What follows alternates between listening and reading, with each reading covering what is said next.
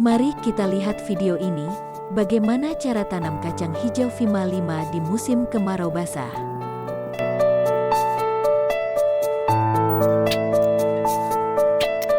Salam jumpa lagi di Sugeng Free Channel.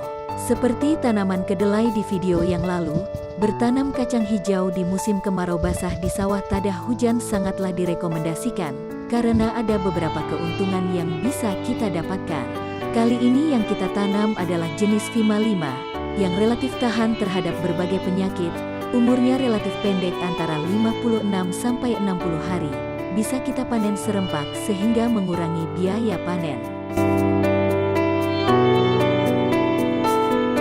Kacang hijau juga salah satu bahan pangan yang biasa digunakan oleh masyarakat di Indonesia.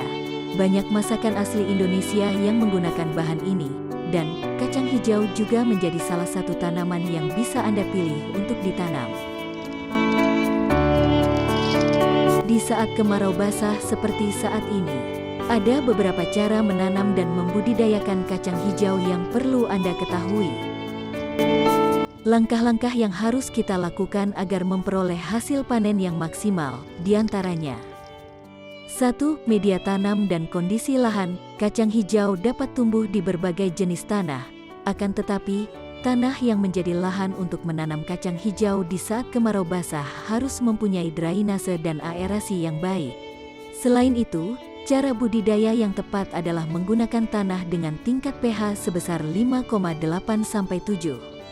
Lahan bekas pertanaman padi tidak perlu diolah, tanpa olah tanah atau TOT, namun jerami padi perlu dipotong pendek. Saluran drainase dibuat dengan kedalaman 20-25 cm dan lebar 15-20 cm setiap 5-6 meter. Saluran ini berfungsi untuk mengurangi kelebihan air bila lahan terlalu becek, dan sebagai saluran irigasi pada saat tanaman perlu tambahan air. 2. Pemilihan benih. Selain mempersiapkan tanah, pemilihan bibit kacang hijau juga penting untuk dilakukan. Benih yang baik adalah benih dengan varietas yang sudah diketahui kualitasnya. Kebetulan yang coba kita tanam adalah jenis Vima 5, di mana umur relatif pendek, yaitu 56-60 hari bisa kita panen serempak hampir 90%. 3. Penanaman. Tidak memerlukan banyak pekerja karena benih hanya disebar lalu ditutup jerami sisa potongan dengan merata. 4. Penyulaman. Benih kacang hijau akan mulai tumbuh setelah 5-6 hari. Apabila setelah masa tersebut ada beberapa benih yang tidak tumbuh dengan baik, cukup disebar lagi dengan benih baru. 5. Penyiangan. Penyiangan dilakukan untuk membuang gulma atau tanaman pengganggu. Penyiangan dilakukan segera mungkin. Penyiangan bisa dilakukan dengan cara manual maupun menggunakan herbisida.